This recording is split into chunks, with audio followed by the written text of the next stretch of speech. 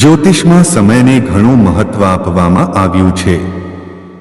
જ્યોતિષ શાસ્ત્ર અનુસાર દિવસની દરેક ક્ષણ વ્યક્તિના જીવન માટે અનન્ય ઉર્જા અને અપાર મહત્વ ધરાવે છે। જ્યોતિષમાં પણ બ્રહ્મ મુહૂર્તનું વિશેષ મહત્વ છે।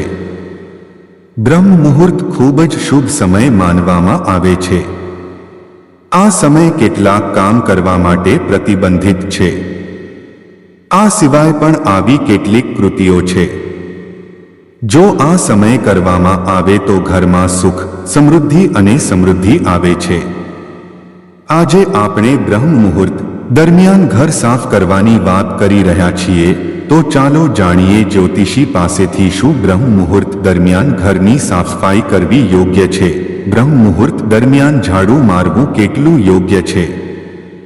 ધાર્મિક ગ્રંથોમાં સૂર્યોદયના 1.5 કલાક પહેલાના સમયને બ્રહ્મ મુહૂર્ત કહેવામાં આવે છે।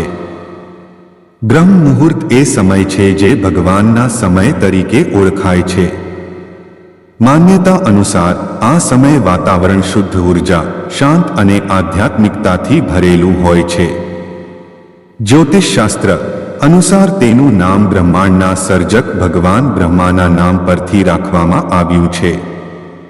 જ્યોતિષ શાસ્ત્ર અનુસાર બ્રહ્મ મુહૂર્તમાં ઝાડુ લગાવવું શુભ નથી। બ્રહ્મ મુહૂર્ત એ સમય છે જ્યારે સકારાત્મક ઉર્જા ઘરમાં પ્રવેશ કરે છે।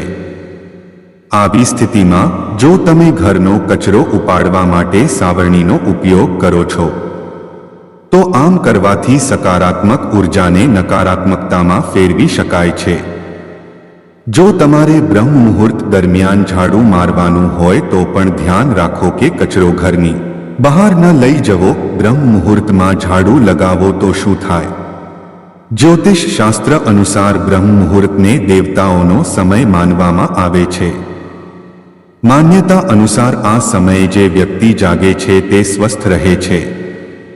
આ સમયે જાગવાથી શારીરિક માનસિક અને આધ્યાત્મિક સ્વાસ્થ્ય જળવાઈ રહે છે। માન્યતા અનુસાર જો આ સમયે ઘરમાં સાવરણીનો ઉપયોગ કરવામાં આવે તો દેવી લક્ષ્મીનો ઘરમાં પ્રવેશ થતો નથી। આવી સ્થિતિમાં નકારાત્મક ઉર્જા ઘરમાં વાસ કરી શકે છે। બ્રહ્મ મુહૂર્તમાં શું કામ કરવું જોઈએ? હિન્દુ ધર્મ ગ્રંથોમાં બ્રહ્મ મુહૂર્તમાં કરવાના કાર્યોનો ઉલ્લેખ કરવામાં આવ્યો છે।